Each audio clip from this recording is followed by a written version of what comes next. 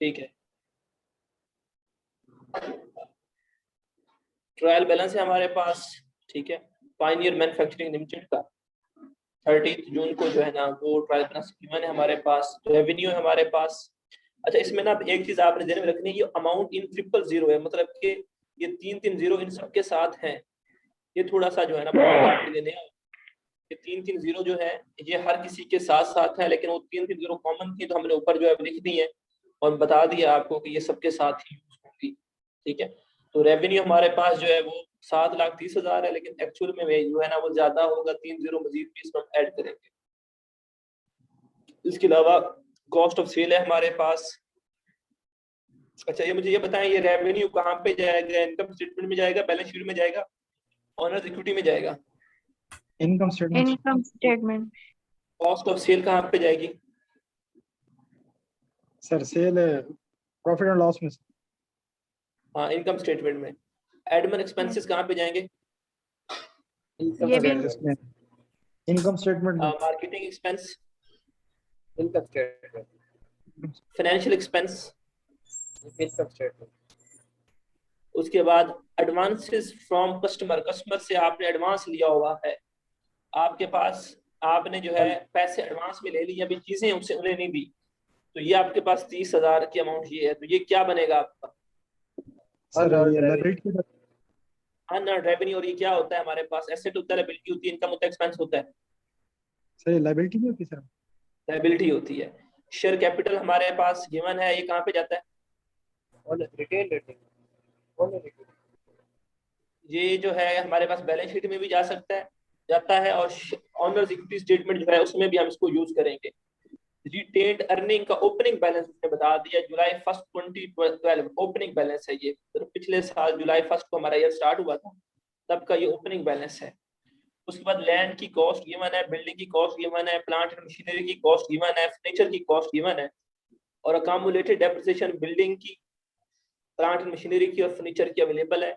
Land की depreciation नहीं होती, इसलिए उसने जो है ना लैंड की डेप्रिसिएशन नहीं बताई।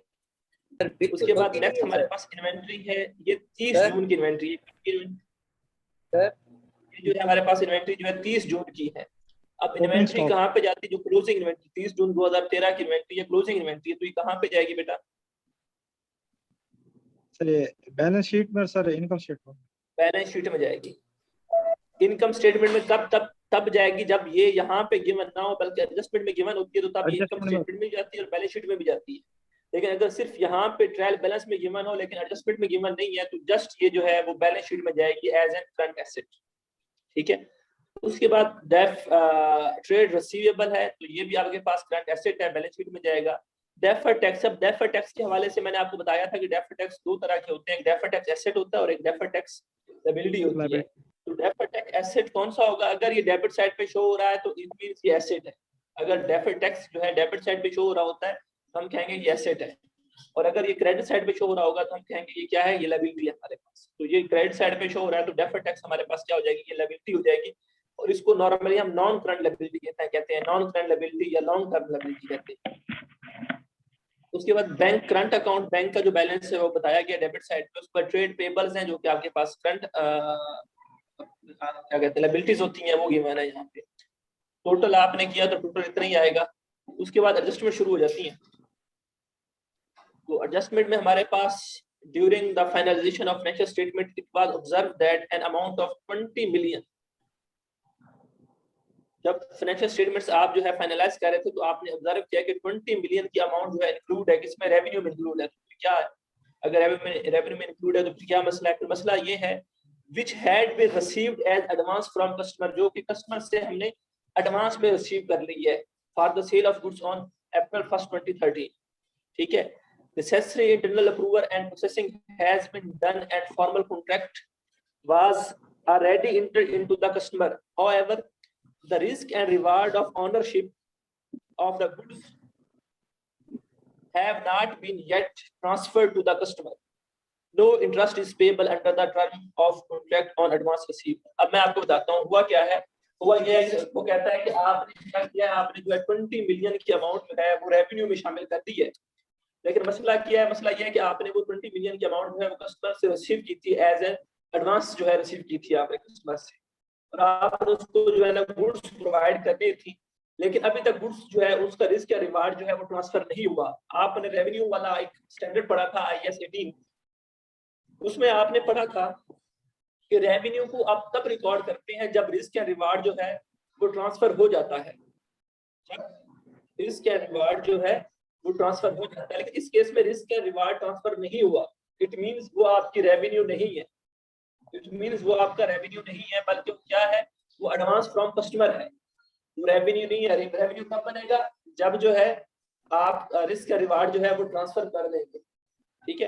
तो रिस्क या रिवार्ड ट्रांसफर नहीं हुआ, इट मींस ये रेवेन्यू नहीं है। और फिर आगे वो कहता है कि जो आपने एडवांस लिया हुआ है उसके ऊपर किसी तरह का हमने इंटरेस्ट नहीं देना, तो बस ठीक है, नहीं देना तो नहीं देना, ठीक है। तो हम अभी जो हम इसमें करेंगे, जो समझने वाली बात है वो ये है कि 20 मिलियन रेवेन्यू में इंक्लूड है, मतलब कि ये जो अमाउंट है रेवेन्यू वाली, इसमें 20 मिलियन इंक्लूड है, ठीक है, जो कि इंक्लूड नहीं होना चाहिए था, जो कि इंक्लूड नहीं होना चाहिए था। तो 20 मिलियन जो है ना ये इंक्लूड है, ये मैंने 20 मिलियन जो है ना यहाँ से निकालना है, ठीक है।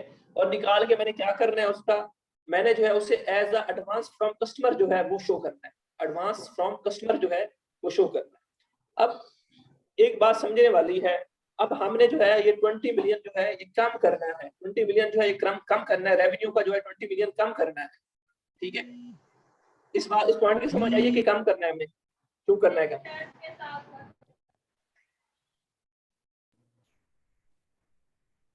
बेटा इस पॉइंट की समझ आइए कि 20 मिलियन कम क्यों करना है। दोनों साइडों को बराबर करने के लिए, बैलेंस करने के लिए नहीं, वो डेफिनेशन रेवेन्यू की डेफिनेशन के ऊपर फॉल नहीं कर रहा है, इसलिए IAS 18 की जो इंस्ट्रक्शंस है उसके ऊपर जो है वो फॉल नहीं कर रहा, क्योंकि रेवेन्यू तो IAS 18 कहता है कि हम तब करेंगे रिकॉर्ड जब जो है रिस्क या रिवार्ड ट्रांसफर हो जाएगा। अब रिस्क या रिवार्ड ट्रांसफर नहीं हुआ, इट मींस हमने क्या करना है, वो रेवेन्यू जो है वो रिकॉर्ड नहीं करना, ठीक है। तो ऑलरेडी यहाँ पे रिकॉर्ड हुआ है, लेकिन हमने जो है इसमें से उसको निकालना है, इसमें से उसको 20 मिलियन को निकालना है, और वो कहाँ पे शो करना है, एडवांस फ्रॉम कस्टमर में से शो करना है। तो हम क्या करेंगे, अब ऐसी कौन सी एंट्री हम पास करें कि हम जो है रेवेन्यू जो है इधर से जो है हम निकाल भी लें और एडवांस फ्रॉम कस्टमर में जो है ना ऐड भी कर लें, जल्दी सोच के बताएं।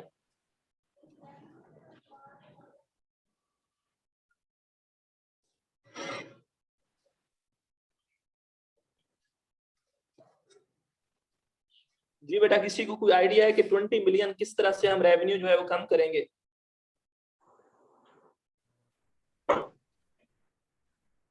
तुक्का बता दो, लाजिम नहीं कि आपका एग्जैक्ट आंसर ठीक हो, अंदाजा आपकी अपनी थिंकिंग के हिसाब से। अनअर्न्ड रेवेन्यू जी, अनअर्न्ड रेवेन्यू क्या डेबिट करेंगे, अनअर्न्ड रेवेन्यू को डेबिट करेंगे, फिर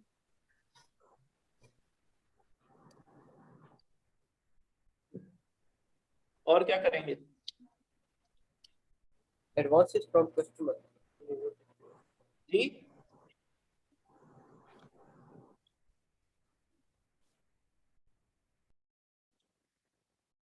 मैं आपको बताता हूँ। अब हमने जो है ये रेवेन्यू कम करना है, एक तो हमने ये पॉइंट सीखना है कि हमने रेवेन्यू कम करना है, और दूसरा क्या है, हमने जो है वो अपने जो है एडवांसेस फ्रॉम कस्टमर जो है उसको बढ़ाना है, उसमें ये 20 मिलियन उधर जाना है, तो इसमें उसका बैलेंस जो है वो बढ़ जाएगा। तो हम क्या करेंगे, हम रेवेन्यू को अब कम करेंगे, तो रेवेन्यू का नॉर्मली बैलेंस क्या है, क्रेडिट बैलेंस होता है। रेवेन्यू आपकी इनकम रेवेन्यू का बैलेंस क्या होता है, क्रेडिट बैलेंस होता है, ठीक है। तो आपने इसको अब कम करना हो तो आप क्या करोगे, डेबिट करोगे। तो आप क्या करोगे, रेवेन्यू को डेबिट कर दोगे, रेवेन्यू को डेबिट कर दोगे 20 मिलियन के साथ। क्यों करोगे, क्योंकि आपने इसको कम करना है, ऑलरेडी इसका क्रेडिट बैलेंस है, तो अब आपने जो है वो डेबिट करोगे ताकि इसका जो है ना बैलेंस कम हो सके, ठीक है। तो ये क्रेडिट बैलेंस है, आप डेबिट करोगे रेवेन्यू को 20 मिलियन के साथ, और क्रेडिट इसको करोगे, एडवांसेस फ्रॉम कस्टमर को क्रेडिट करोगे 20 मिलियन के साथ, और एडवांसेस फ्रॉम कस्टमर जो है वो 20 मिलियन से बढ़ जाएगा, ऑलरेडी क्रेडिट है तो मजीद क्रेडिट्स में जाएगा, तो ये जो है ये बढ़ जाएगा 20 मिलियन से, ये जो है बढ़ जाएगा, और ये 20 मिलियन से जो है वो कम हो जाएगा। तो इस तरह की आप एक एंट्री पास करेंगे। एंट्री पास ना भी करें आप, वैसे भी आपको पता है कि 20 मिलियन मैंने, अब एक बात याद रखिएगा कि जब भी आप एडजस्टमेंट पर पढ़ेंगे उसमें दो इफेक्ट होने हैं, जब भी एडजस्टमेंट करेंगे उसके दो इफेक्ट होने हैं, ठीक है। तो आप क्या करोगे, 20 मिलियन आपको पता चल गया कि रेवेन्यू में ज्यादा है, तो आप 20 मिलियन लेस कर दो रेवेन्यू में से, और आपको पता है कि ये एडवांसेस फ्रॉम कस्टमर में 20 मिलियन कम है, तो आप इसमें जो है वो ऐड कर दो। ठीक है, तो इस तरह से जो भी आप ट्रांजेक्शन कर रहे होगे, जो भी इन्वेस्टमेंट कर रहे होगे, उसके दो इफेक्ट आपने देखने हैं और उसको रिकॉर्ड कर देना। तो अगर आप इस तरह से करते हो तो आपकी मर्जी, 20 मिलियन आप लेस कर दें रेवेन्यू में से और ऐड कर दें 20 मिलियन एडवांसेस फ्रॉम कस्टमर में से, फिर भी ठीक है। और अगर आप इसका प्रॉपर जो मेथड है वो क्या है कि आप जनरल एंट्री पास करें। तो जनरल एंट्री पास करने के लिए आपको पता है कि मैंने रेवेन्यू को जो है वो कम करना है, तो रेवेन्यू को कम करने के लिए जरूरी होता है कि उसको डेबिट किया जाए, क्योंकि रेवेन्यू में नॉर्मल बैलेंस जो है रेवेन्यू का वो क्रेडिट होता है, तो उसको अगर कम करना है तो आपने उसे डेबिट करना होता है, तो रेवेन्यू पूरा डेबिट करेंगे। आपने वो रूल भी पढ़ा था, मैंने आपको पढ़ाया था कि जब भी रेवेन्यू में या इनकम में डिक्रीज आएगा तो वो क्या करना होगा, डेबिट करना होगा। तो हमने जो है अब रेवेन्यू को डिक्रीज करना है 20 मिलियन से, तो मैं क्या करूंगा, उसको डेबिट कर दूंगा। और क्रेडिट किसको करूंगा, अनअर्न्ड रेवेन्यू। लेकिन अनअर्न्ड रेवेन्यू को यहाँ पे अब अकाउंट नहीं है मेरे पास अकाउंट कौन सा, एडवांसेस फ्रॉम कस्टमर का है, तो मैं एडवांसेस फ्रॉम कस्टमर को क्रेडिट कर दूंगा और अपनी जो है एडवांसेस फ्रॉम कस्टमर जो है लायबिलिटी मेरी वो बढ़ा दूंगा। और आपको पता था कि लायबिलिटी को जब भी हम बढ़ाते हैं तो हम उसे क्या करते हैं, क्रेडिट करते हैं, इसलिए मैंने उसको जो है वो क्रेडिट किया, इसलिए मैंने उसको क्रेडिट किया। तो ये इसके पीछे जो है ना वो लॉजिक है। आगे नेक्स्ट सेकंड एडजस्टमेंट है मेरे पास, उसमें क्या है कि लैंड जो है कंपनी की एंड बिल्डिंग जो है वो रीवैल्यूएट हुई है। ठीक है, इंडिपेंडेंट जो है आपने प्रोफेशनल है वैल्यूअर, उससे आपने उसकी वैल्यूएशन करवाई है और आपको पता चला है कि 15 मिलियन एंड 32 मिलियन जो है वो लैंड की वैल्यू है और बिल्डिंग की वैल्यू है। मैं ऊपर जाऊंगा, यहाँ पे लैंड मैंने देखी। ठीक है, तो इसमें जो है ये 13 मिलियन की पहले ऑलरेडी पड़ी है मेरे पास, अब ये 15 मिलियन की हो गई है, 2 मिलियन का इंक्रीज आया है। तो मैं क्या कर दूंगा, लैंड की अब डेप्रिसिएशन कोई नहीं है, अकामुलेटेड डेप्रिसिएशन कोई नहीं है, तो मैं क्या कर दूंगा, लैंड को डेबिट कर दूंगा 2 मिलियन से और रीवैल्यूएशन सरप्लस को क्रेडिट कर दूंगा 2 मिलियन से। ठीक है, और अब बिल्डिंग की जब बारी आएगी तो बिल्डिंग के हवाले से जो है वो मेरी बिल्डिंग बड़ी है, 32 मिलियन पे पहुंच चुकी है। तो अब मैं क्या करूंगा, अब मुझे पता चला है कि बिल्डिंग की जो है वो अकामुलेटेड डेप्रिसिएशन जो है वो गिवन है, बिल्डिंग की जो है वो अकामुलेटेड डेप्रिसिएशन जो है वो गिवन है। ठीक है, तो अब इसकी वर्किंग कुछ चेंज हो जाएगी, वो वर्किंग मैंने आपको पहले करवाई हुई है कि अकामुलेटेड डेप्रिसिएशन जब गिवन होती है तो आप क्या करते हो, अकामुलेटेड डेप्रिसिएशन को डेबिट करते हो, उस एसेट को डेबिट नहीं करते। ठीक है, तो वो हम रेवल्यूशन सरप्लस निकाल लेंगे, कैलकुलेशन में थोड़ी देर तक मैं कैलकुलेशन करवाता हूँ आपको, उससे जो है हम नेट इफेक्ट जितना भी रेवल्यूशन सरप्लस का पड़ रहा होगा उस हिसाब से हम जो है अकामुलेटेड डेप्रिसिएशन को डेबिट कर देंगे और रेवल्यूशन सरप्लस को क्रेडिट कर देंगे। उसके बाद थर्ड में जो है हमारे पास डेप्रिसिएशन है, वो कहता है कि डेप्रिसिएशन जो है वो आपने रिकॉर्ड की हुई है, ऑलरेडी जो है रिकॉर्डेड है, depreciation for the year has been recorded in the above trial balance, तो आपको दोबारा रिकॉर्ड करने की जरूरत नहीं है, ऑलरेडी इसमें जो है वो रिकॉर्ड की हुई है, आपको है दोबारा जो है इसके ऊपर काम करने की जरूरत नहीं। तो बेसिकली आपके पास ये दो एडजस्टमेंट्स हैं, इनके ऊपर हमने जो है वो अपने जो है क्वेश्चन जो है वो करना। ठीक है,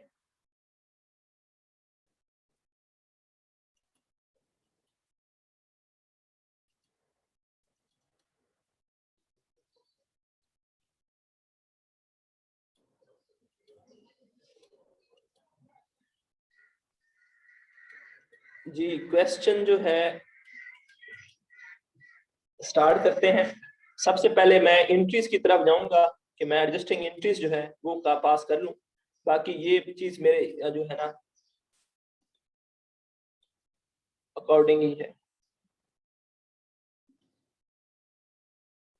ये चीज जो है वो इक्वल ही है, वो आप खुद देख लीजिएगा। अच्छा, अब मैं एडजस्टिंग एंट्रीज की तरफ जाता हूं, तो एडजस्टिंग एंट्रीज मैंने करनी है। तो पहली एडजस्टिंग एंट्री मैं क्या करूंगा, पहले एडजस्टिंग एंट्री मैंने पढ़ी थी और पढ़ने के बाद मुझे अंदाजा हुआ था कि 20 मिलियन मैंने जो है वो रेवेन्यू अपना ज्यादा रिकॉर्ड किया हुआ है। अब मैंने क्या करना है, वो 20 मिलियन जो है रेवेन्यू कम करना है और उसको जो है एज एन लायबिलिटी अपनी शो करना है, एडवांसेस फ्रॉम कस्टमर जो है शो करना है। तो मैं क्या करूंगा, रेवेन्यू को डेबिट कर दूंगा। ठीक है, रेवेन्यू को डेबिट करूंगा कितनी अमाउंट के साथ, 20 मिलियन के साथ।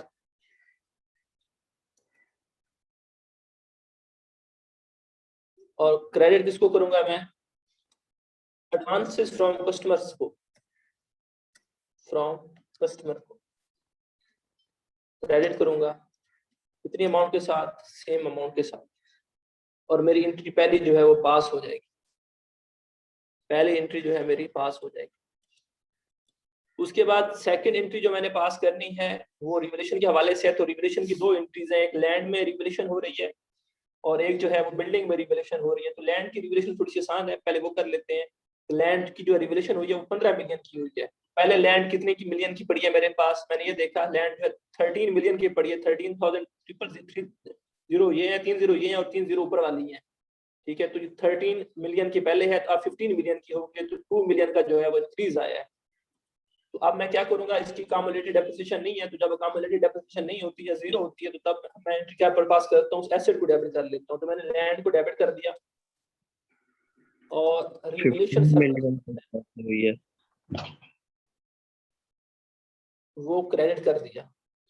इस अमाउंट के साथ जितना इंक्रीज आ रहा है, इंक्रीज कितना आ रहा है, 13 मिलियन से 15 मिलियन हो गया, तो 2 मिलियन का इंक्रीज आया है।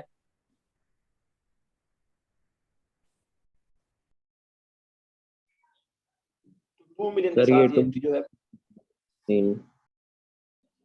जी बेटा, ये 2 मिलियन का क्या सीन है सर, ये कहाँ से है? जी बता देता हूं मैं। 15 मिलियन, वो कहता है कि लैंड जो है उसकी वैल्यू बड़ी है, उसकी वैल्यू कितनी होगी, 15 मिलियन हो गई है। पहले मैंने लैंड को रिकॉर्ड किया हुआ है 13 मिलियन के साथ, कितने के साथ, 13 मिलियन के साथ। अब वो 15 मिलियन की हो गया, मतलब 2 मिलियन से मैंने मजीद इसको रिकॉर्ड करना है, इसलिए मैंने 2 मिलियन से मजीद इसको रिकॉर्ड किया। सही है जी, तो ये पहली एडजस्टमेंट थी और ये दूसरी एडजस्टमेंट का पहला पार्ट था, ठीक है। अब दूसरी एडजस्टमेंट का दूसरे पार्ट की तरफ जाते हैं। उसमें वो कहता है कि जो बिल्डिंग है उसकी भी जो है वैल्यू बड़ी है, और वैल्यू कितनी होगी है, 32 मिलियन हो चुकी है। तो पहले मैं बिल्डिंग की वैल्यू देखता हूँ, पहले कितनी है मेरे पास, बिल्डिंग की वैल्यू जो है 47 मिलियन थी, और कम्युलेटेड डेप्रिसिएशन कितनी थी बिल्डिंग की, 20 मिलियन। तो ये बनता है मेरे पास 27 मिलियन की जो नेट अमाउंट थी इसकी, जो इसकी कैरिंग अमाउंट थी कितनी थी, 27 मिलियन की थी। लेकिन अब जो है 27 मिलियन से बढ़ के ये हो गई है 32 मिलियन, मतलब कि 5 मिलियन का क्या हुआ है, इंक्रीज आया है इसमें। 5 मिलियन का क्या हुआ है, रिविजन सरप्लस बना है हमारे पास। तो अब इसको अकाउंट फॉर कैसे करना है, इसका तरीकाकार थोड़ा सा डिफरेंट है। वो क्यों डिफरेंट है, क्योंकि इसमें जो है अकामुलेटेड डेप्रिसिएशन का एलिमेंट गिवन है, और हमने जो है अकामुलेटेड डेप्रिसिएशन जब गिवन होती है तो हम तब इसकी कैलकुलेशन कुछ और तरह से करते हैं। ये मैंने आपको जब IAS 16 में पढ़ाया था तो तब समझाया था डिटेल के साथ। अब हम उस कैलकुलेशंस को थोड़ा सा याद करेंगे और फिर इसको जो है वो यहाँ पे इनकॉर्पोरेट करेंगे। सबसे पहले तो मैं थोड़ी सी वर्किंग कर लेता हूँ यहाँ पे कि बिल्डिंग जो है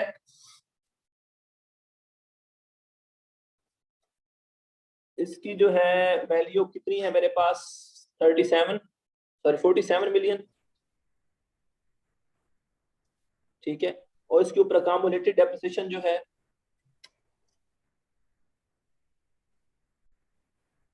अकामुलेटेड डेप्रिसिएशन जो है वो मेरे पास पड़ी है, वो पड़ी है मेरे पास 2 मिलियन, 20 मिलियन सॉरी।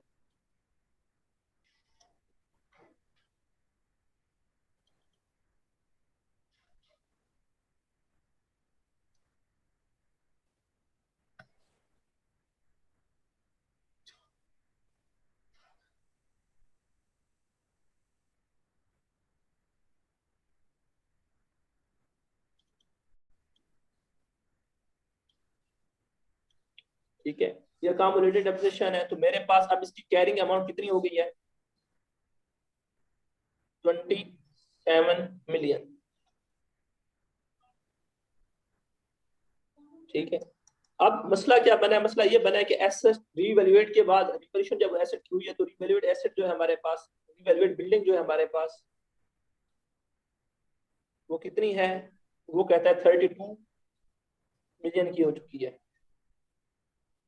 32 मिलियन की हो चुकी है। क्वेश्चन में कहता है कि आपके पास जो बिल्डिंग है वो 32 मिलियन की हो चुकी है। अब बुक्स में ये 27 मिलियन शो हो रहा है, लेकिन ये बिल्डिंग कितनी हो चुकी है, 32 मिलियन की हो चुकी है। तो कितना सरप्लस आया मेरे पास, रिवैल्यूएशन सरप्लस कितना आया मेरे पास, 5 million sir, 5 million. Revaluation surplus कितना आया है, 5 मिलियन आया है। अब मैं क्या करूंगा, मैंने एंट्री पास करनी है, तो अब मेरे पास दो रास्ते हैं। एक तो मैं ये बिल्डिंग को बढ़ा दूं और रिलेशन सरप्लस को क्रेडिट कर दूं 5 मिलियन से, लेकिन इसको स्टैंडर्ड कहता है ये एप्रोप्रिएट मेथड नहीं है, बल्कि स्टैंडर्ड ने अपना मेथड दिया था। किसी को याद है कि जब डेप्रिसिएशन गिवन हो और वो जो है रिलेशन सरप्लस से कम की वैल्यू की हो, तब हम क्या एंट्री पास करते हैं? याद है किसी को?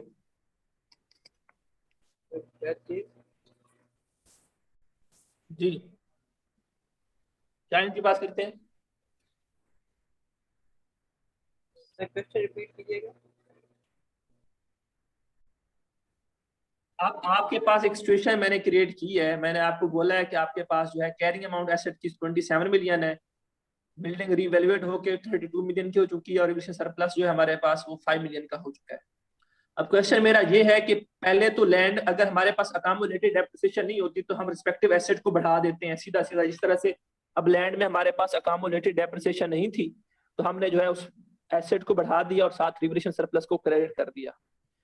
लेकिन अब इसमें हमारे पास अकामुलेटेड डेप्रिसिएशन गिवन है और अगर हमारे रिवैल्यूएशन होती है, रिवैल्यूएशन सरप्लस आता है हमारे पास, तो हम इसकी एंट्री क्या पास करेंगे? IAS 16 हमें क्या रिकमेंड करता है?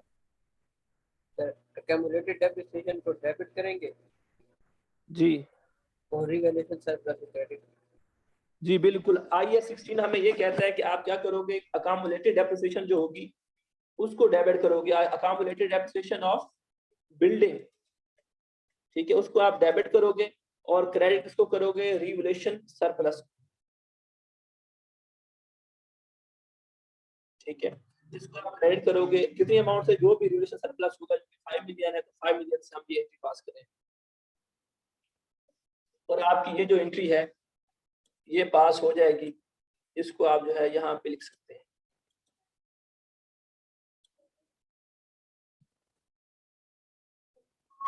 जी बेटा, किसी को कोई मसला है तो बेटा बताएं। अगर आप लोगों ने इंटरनेशनल अकाउंटिंग स्टैंडर्ड्स जो मैंने आपको पढ़ाए थे, अगर वो आपने पढ़े हुए हैं तो आपको मसला नहीं होना चाहिए इसमें।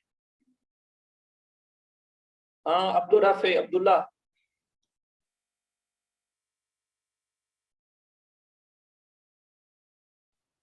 सर अभी तो क्लियर है सर। Yes sir. क्लियर है, समझ आ रही है? सर इसका सर ये है कि इसको सर जी सर, रिवाइज आ रही करेंगे है तो समझ। जी हसीब असलम, जी सर। समझ आइए कुछ? सर फिलहाल तो नहीं है सर, समझ लूंगा सर। बेटा मुश्किल में पड़ जाएंगे। सर जी समझ रहा हूँ सर, कोशिश कर रहा हूँ सर, बड़ा बहुत मुश्किल है सर, टाइम देना पड़ेगा सर। टाइम दें, साथ साथ टाइम दें तो आसानी होगी, तो बाद में मुश्किल हो जाएगी आपके लिए। ठीक है सर। शावेज,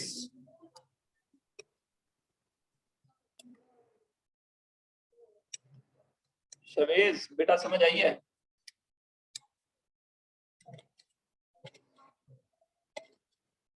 क्लास में नहीं है शवेज? सर अभी तो था, बोल रहा था सर अभी। चलें ठीक है, तो ये आपने एडजस्टिंग एंट्रीज कर दी। अब हम जाएंगे किस तरफ? बैलेंस शीट की तरफ। बैलेंस शीट बनानी है हमने, सॉरी इनकम स्टेटमेंट बनानी है और बैलेंस शीट बनानी है, तो उसकी तरफ हम जा रहे हैं। तो अब कुछ चीजें हमने जो है वो देखनी है।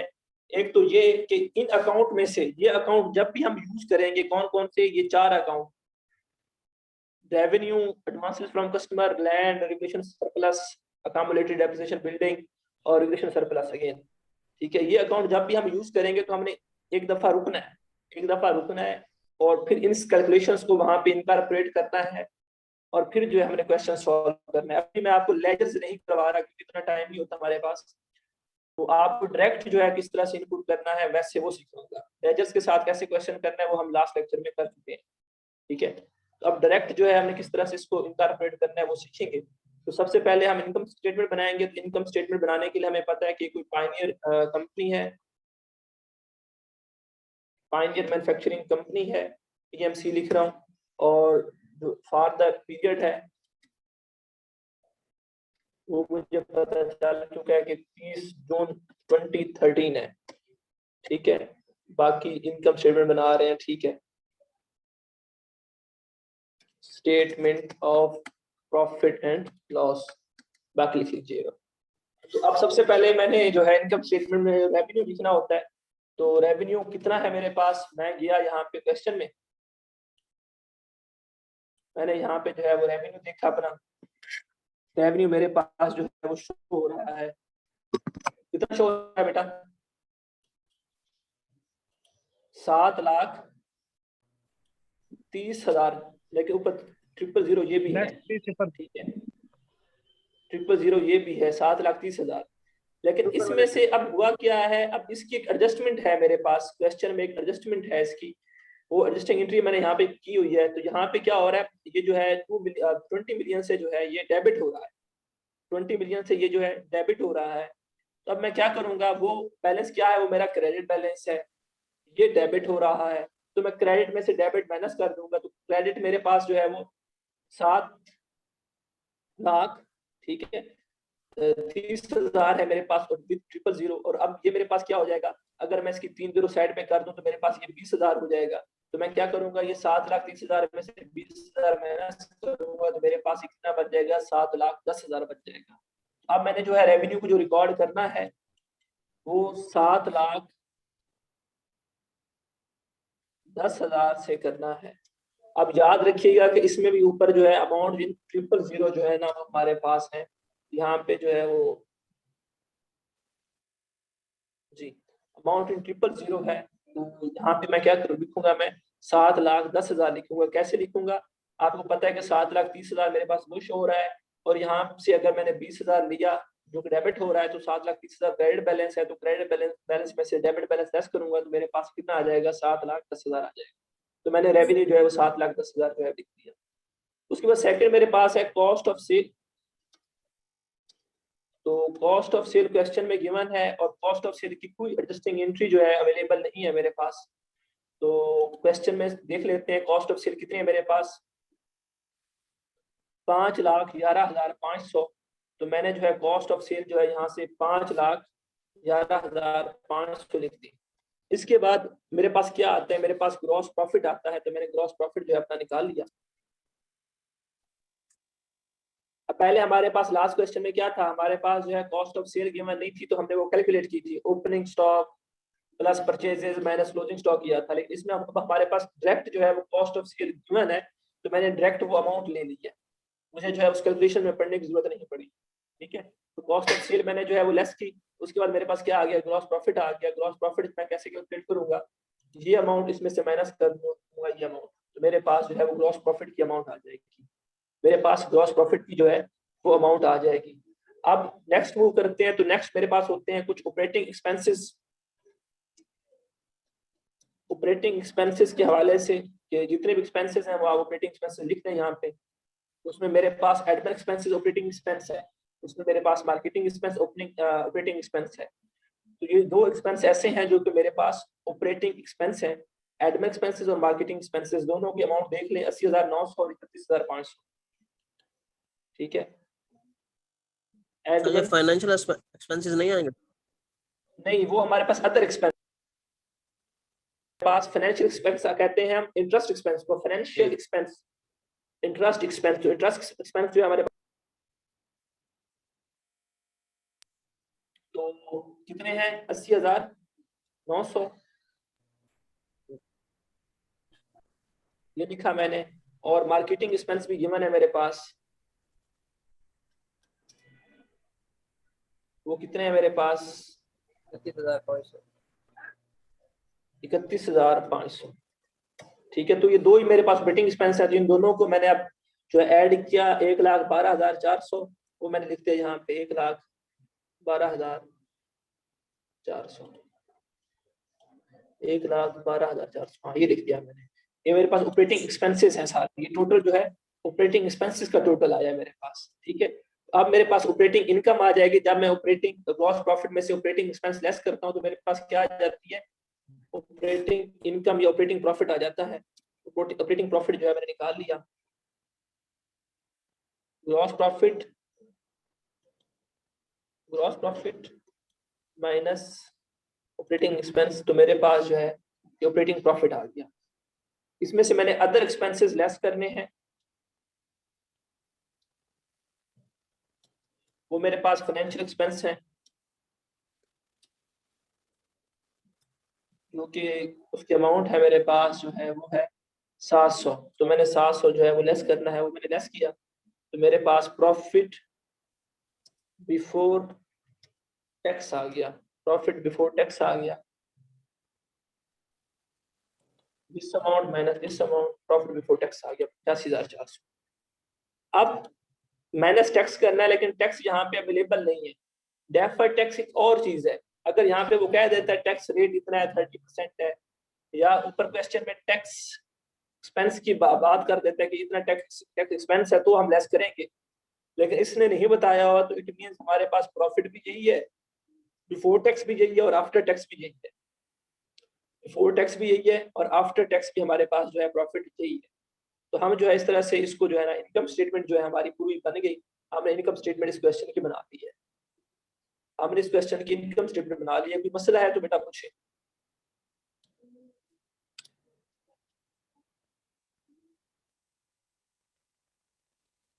चलें आप लोग अगली मीटिंग ज्वाइन करें, तो नेक्स्ट जो है वहां पे देखते हैं।